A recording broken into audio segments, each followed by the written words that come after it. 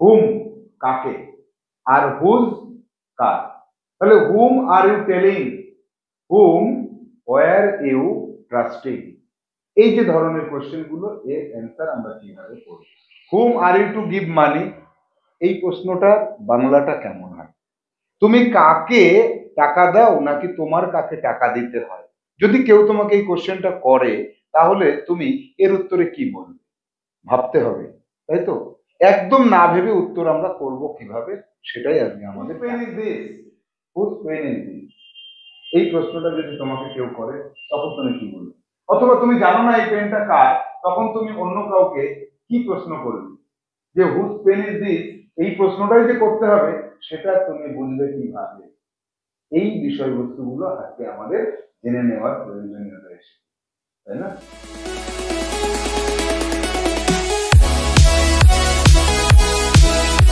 Hello students, welcome to Shaha Institute.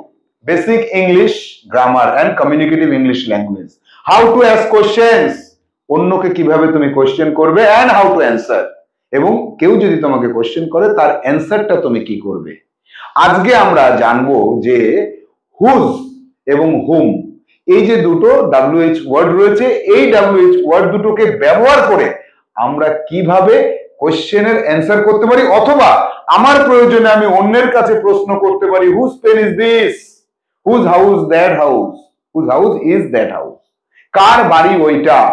এবার এই প্রশ্নগুলো যখন আমরা কাউকে জিজ্ঞেস করব, তখন আমাদের খেয়াল রাখতে হবে হুজ এবং হুম এই দুটোর সাথে কম্বিনেশন কার হবে? বি ভার্বের কম্বিনেশন হবে।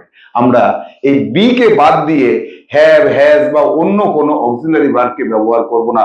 বি এবং হুম এবং হুজ, এই দুটো WH ওয়ার্ডের কম্বিনেশনে কত ধরনের প্রশ্ন আমরা করতে পারি? প্রচুর ধরনের নাকি অল্প কয়েকটি ধরনের, সেটাই আজকে জানবো আজকের ক্লাসে। তোমরা খাতা পেন রেডি রাখবে, তোমরা CW করবে, আমি যে কটা HW বলবো সেগুলো করে নেবে। তাহলে চলো সোজা আমরা হোয়াইট বোর্ডে যাই এবং দেখে নিই যে কোশ্চেন কেমন করতে হয়, তার অ্যান্সারই বা কেমন ভাবে করতে হয়।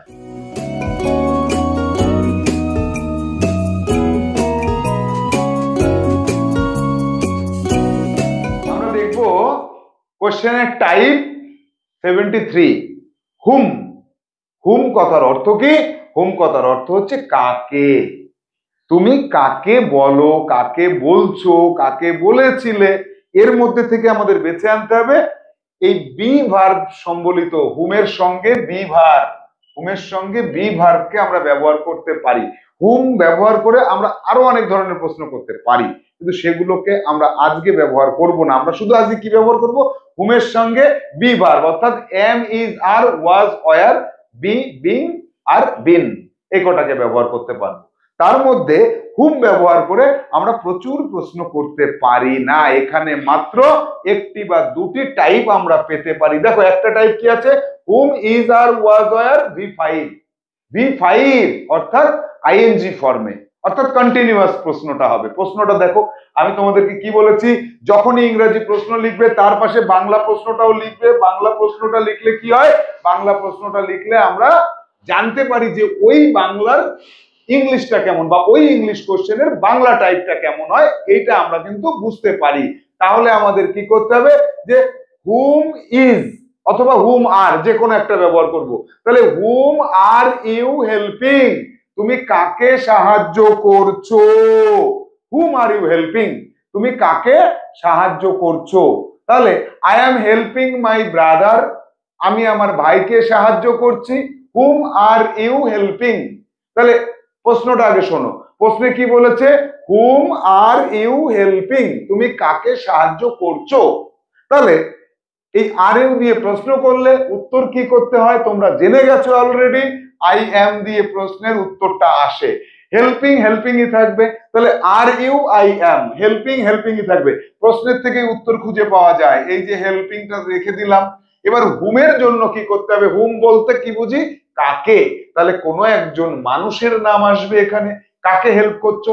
অথবা কখনো কখনো বা আমরা পশু পাখির কথা বলতে পারি, সেটা খুব কম। তাহলে হুম আর ইউ হেল্পিং, তুমি কাকে হেল্প করছো? I am helping my brother, আমি আমার ভাইকে হেল্প করছি। প্রশ্নের মধ্যে উত্তর পেয়েছো তো? পেয়েছো। এবার আসবো হুম ইজ হি কলিং, সে কাকে ডাকছে, he is calling, is he calling, is he হয়ে যাবে হি ইজ, তাহলে whom is he calling, he is calling his uncle, সে তার আঙ্কেলকে ডাকছে।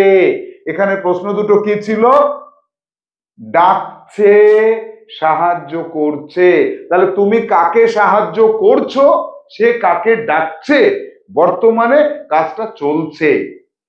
এর পরেরটা কি আছে, হুম ওয়াজ হি কলিং, সে কাকে ডাকছিল, এখানে ডাকছে এখানে ডাকছিল। বাংলাটাকে পাশে লিখতে কেন বলছি, এই ইংরেজিটার এই বাংলা হয় বা এই বাংলাটার এই ইংরেজিটা, এটা আমাদের ব্রেন ক্যাচ করে নিতে পারবে। কথা বলার ক্ষেত্রে কি হয়, আলাদাভাবে থিঙ্কিং করার সময় থাকে না, অটোমেটিক্যালি প্রশ্ন শোনার সাথে সাথে মাথায় যে প্রসেসর রয়েছে প্রসেসিং করে আমাদের মুখ দিয়ে বের করে দেবে। তাহলে হুম ওয়াজ হি কলিং, সে কাকে ডাকছিল, তখন কি হয়ে যাবে, হি ওয়াজ, ওয়াজ হি হয়ে যাবে হি ওয়াজ, হি ওয়াজ কলিং হিজ ব্রাদার, সে তার ভাইকে ডাকছিল, হি ওয়াজ কলিং হিজ ফ্রেন্ডস, সে তার বন্ধুদেরকে ডাকছিল।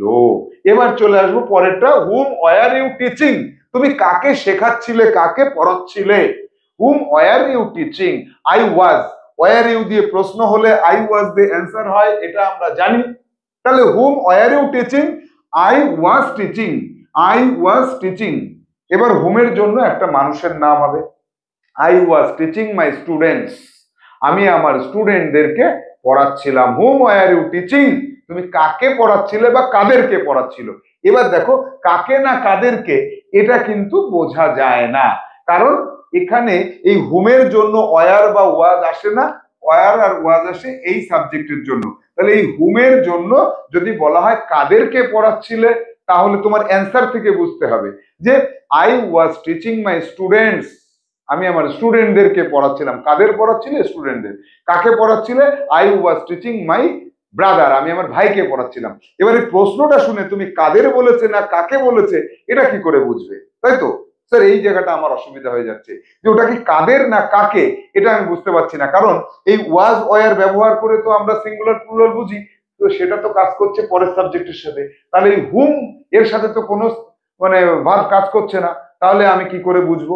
এইখানে বোঝার জন্য তুমি যার সাথে কথা বলছো তার আগে পরে একটা প্রসঙ্গ থাকবে, যে আমি ক্লাসে ছিলাম, ওখানে অনেকেই ছিল, কাদের পড়াচ্ছিলে, হুম ওয়ার ইউ টিচিং, কাদের পড়াচ্ছিলে, কাদের সাথে কথা বলছিলে, with whom were you talking, with হুম।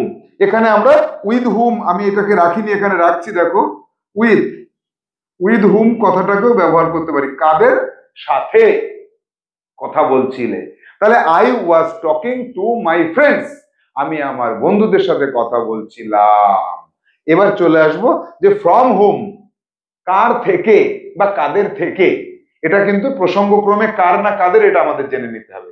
এবার from whom were you getting help, তুমি কার কাছ থেকে হেল্প পাচ্ছিলে, I was getting help from my grandfather. From whom were you getting help, কাদের কাছ থেকে তুমি হেল্প পাচ্ছিলে, I was getting help from my friends, আমি আমার বন্ধুদের কাছ থেকে হেল্প পাচ্ছিলাম। এবার আসবো পরের প্রশ্ন, দেখো from whom are you demanding money, তুমি কাদের কাছ থেকে টাকা ডিমান্ড করছো বা চাইছো বা কার কাছ থেকে চাইছো, তাহলে I M demanding money from my mother, আমি আমার মায়ের কাছ থেকে টাকা ডিমান্ড করছি বা মায়ের কাছ থেকে আমি টাকার একটা দাবি করছি, মা আমাকে টাকা দাও, আমার একটা মোটরসাইকেল কিনতে হবে। আবার যদি বলি কাদের কাছ থেকে তুমি মানি ডিমান্ড করছো, তাহলে I M demanding money from my close friends, আমি আমার যে কাছের বন্ধুরা আছে তাদের কাছ থেকে একটা টাকার ডিমান্ড করছিলাম। ওয়ার বললে করছিলাম, ইজ বললে বা আর বললে করছি।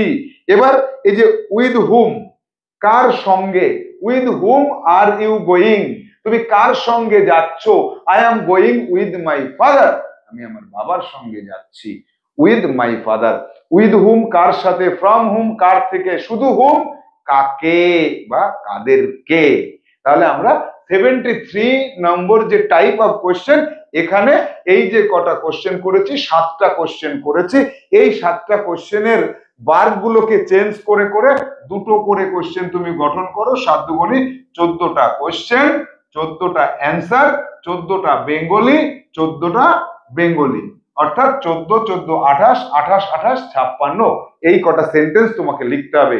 তার মধ্যে কোশ্চেন থাকবে 14টা, তার বাংলা থাকবে 14টা, অ্যান্সার থাকবে 14টা, তার বাংলা থাকবে 14টা। এটাকে লাল কালি দিয়ে কোশ্চেন, কালো কালি দিয়ে অ্যান্সার, বাংলাটা সবুজ কালি দিয়ে তোমাকে করতেই হবে। এই ধরনের তোমাকে এইচডব্লিউ কমপ্লিট করতেই হবে যদি তুমি পরবর্তীতে এই বিষয়টাকে একদম খুব নিখুঁত ভাবে মনে রাখার চেষ্টা করো তবেই। আর যদি এইচডব্লিউ না করো তাহলে কিন্তু তোমার প্রবলেম হবে। যাবো পরবর্তী টাইপ অফ কোয়েশ্চেনে, দেখবো সেটা কেমন হয়।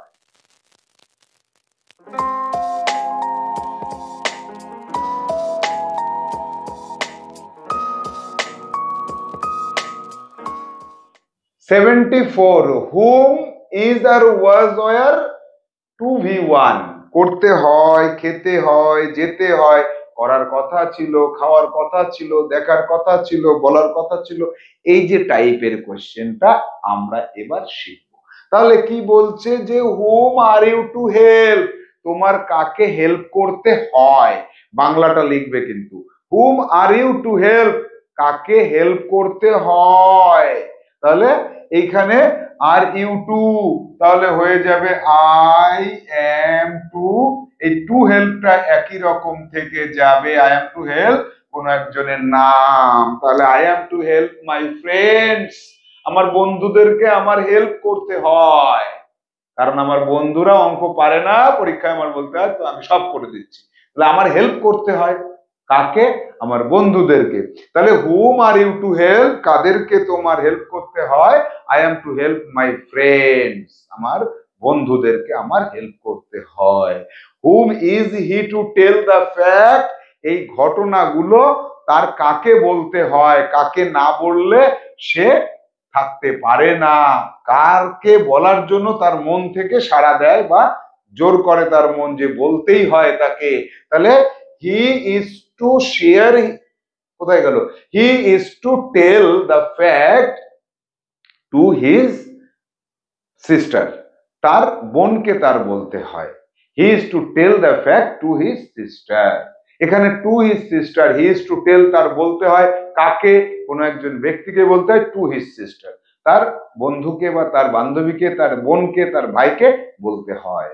এবার আসবো যে এই যে দুটো কোশ্চেন ছিল এখানে কি ছিল, বলতে হয়, আর এর পরের দুটোতে কি আসছে দেখো, হুম ওয়াজ হি টু শেয়ার হিজ ফুড, কাকে তার খাবার শেয়ার করার কথা ছিল, অর্থাৎ কিছুটা অংশ দেওয়ার কথা ছিল, তার খাবারের থেকে কিছুটা কাকে দেওয়ার কথা ছিল, এখানে কিন্তু হয় বললে হবে না, এখানে হচ্ছে কথা ছিল, তাহলে কাকে তার খাবারটা শেয়ার করার কথা ছিল, he was to share his food with his brother, তার ভাইয়ের সাথে তার এই খাবারটা শেয়ার করার কথা ছিল, করেছে কিনা আমি জানি না, তবে কথা ছিল।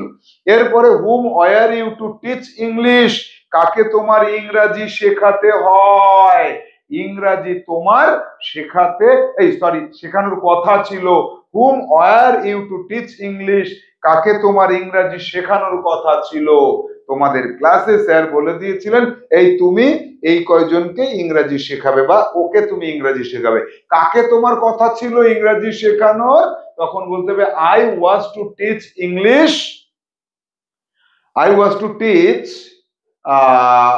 Suvendu, I was to teach Shubhendu English, I was to teach English to Shubhendu, শুভেন্দুকে আমার ইংরাজি শেখানোর কথা ছিল। এরপরে ফ্রম হুম, কার কাছ থেকে, from him are you to learn English, কার কাছ থেকে তোমার ইংরেজিটা শিখতে হয়, ফ্রম হুম কার কাছ থেকে, কার কাছ থেকে তোমাকে ইংরেজিটা শিখতে হয়, I am to learn English from my father, আমি আমার বাবার কাছ থেকে আমার ইংরেজিটা শিখতে হয়, আমার বাবা ভালো ইংরেজি জানেন, আমার বাবার কাছ থেকে আমার ইংরেজি শিখতে হয়, তাহলে I am to learn English from my father, আমার বাবার কাছ থেকে আমার ইংরেজিটা শিখতে হয়। বা from whom were you to learn English, কার কাছ থেকে তোমার ইংরেজি শেখার কথা ছিল, এখানে 6 নম্বরে তোমাকে এটা দিতে হবে, from whom, from whom were you, were you to learn English? কার কাছ থেকে তোমার ইংরেজি শেখার কথা ছিল? I was to learn English from Dipanwita madam. Dipanwita ম্যাডামের কাছ থেকে আমার ইংরেজি শেখার কথা ছিল। তাহলে আমরা দেখলাম যে এই যে টাইপটা রয়েছে, কাকে বা কাদেরকে বা কাদের কাছ থেকে, এখানে আমরা 6টা টাইপের কোশ্চেন করলাম। এই 6টা টাইপের সাবজেক্ট থাকলো, আলাদা আলাদা সাবজেক্ট করলে ভার্ব চেঞ্জ করে তুমি 12টা কোশ্চেন করবে, 12টা অ্যান্সার করবে, 12টার বেঙ্গলি লিখবে, এই 12টারও বেঙ্গলি লিখবে। এটা তোমার HW থাকলো। HW তে কোনো ভুল করবে না। যাব পরবর্তী টাইপে। 75 নাম্বার টাইপ অফ কোয়েশ্চেন। এখানে বলছে যে হুজ, কার বা কাদের। এই যে বি এবং whose, car Quader.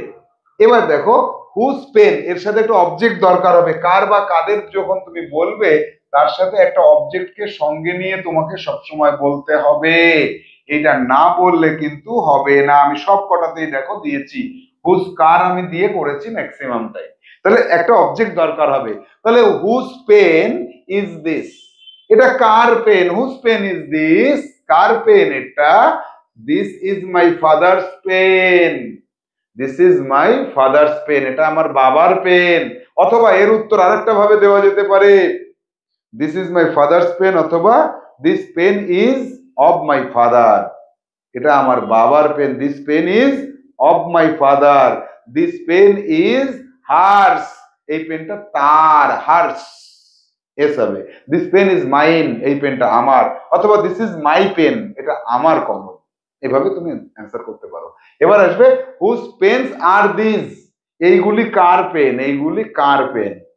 This pens are of my father, this pens are of my father. অথবা ফাদার যখন নাউন বলছো তখন অব লাগবে একটা। আর যদি তুমি ফাদারের অব মানে নাউনটা না বলো, তাহলে তার যদি বলো, তাদের বলো, বা আমার বলো, দিস পেন্স আর মাইন, এই পেনগুলো আমার। দিস পেন্স যখন বলবে, আর যখন পেন্স না বলবে তখন কি বলবে? This are my father's pen, পেনটা লাস্টে চলে গেল। আবার দিস আর মাই পেন, এগুলো আমার পেন। তাহলে দুই ধরনের অ্যান্সার কিন্তু এখানে করতে পারো। This are my pen, this pens are mine, দুই ধরনের অ্যান্সার তুমি এখানে করতে পারো। তোমার যেটা খুশি তুমি সেটা অ্যান্সার করবে। Whose car is there in the field, কোন জায়গায় কোনো কিছু থাকা বোঝালে ইন্ট্রোডাক্টরি দেয়ার বলা হয়। তাহলে whose car is there in the field, ওই মাঠটার মধ্যে কার গাড়ি, মাঠের মধ্যে কার গাড়িটা রয়েছে। তাহলে whose car is there in the field. তাহলে Ram's car is there in the field, রামের গাড়িটা ওই ফিল্ডের মধ্যে রয়েছে। My car is there in the field, আমার গাড়িটা রয়েছে মাঠের মধ্যে। এরপরে কি ওয়াজ দিয়ে যখন বলবো whose car was there in the field, ওই ফিল্ডের মধ্যে কার গাড়িটা ছিল? My car was there in the field, আমার গাড়িটা ওই মাঠের মধ্যে ছিল। My car was there in the field, ওই দেয়ারটার কোনো মিনিং নেই, ইন্ট্রোডাক্টরি দেয়ার মনে আছে তো সবার? থাকার কথা তো। এবার পরের প্রশ্ন, তাহলে whose car will be there in the field, মাঠের মধ্যে কার গাড়ি থাকবে?